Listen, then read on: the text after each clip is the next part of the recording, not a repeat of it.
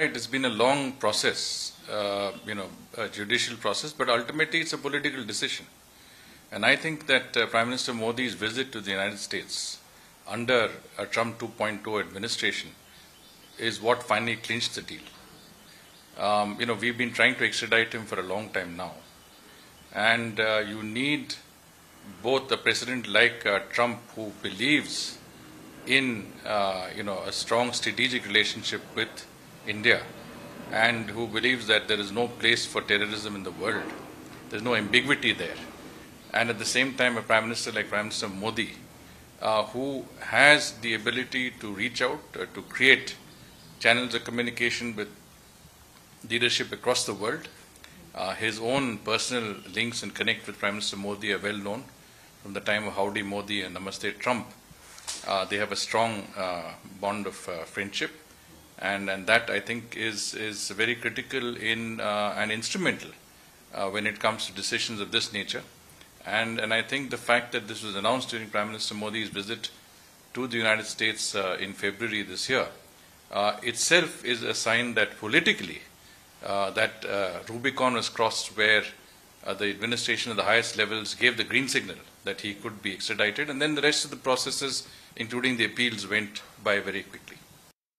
It's not so easy to extradite someone who's, a non-national. That means he's not an Indian national. He's a third-party national. He has various recourse. He's a Canadian national, as we know, although of Pakistani origin, and we also clearly know that he's, an ISI handler based in the United States. But in a court of law, all of this has to be proved. And now that he is here, I think we can go into establishing his links with the ISI, with the Pakistan deep state, with the connivance of that state in the orchestration of this very dastardly terrorist attack in India, and his own associates within India and other parts of the world. We should be able to dismantle that terrorist infrastructure based on the debriefing and the interrogation of Tawahir Rana.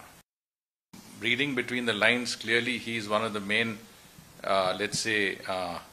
points of organization. Obviously, the organization was from Pakistan itself, but in the actual implementation, you needed a handler who's out, and I think Tawahir Rana was the handler.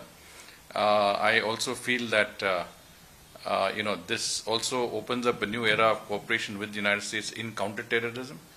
We should be able to, countries like ours, which share values and principles of democracy and rule of law, should be able to work together to bring such terrorists to justice wherever they are in the world.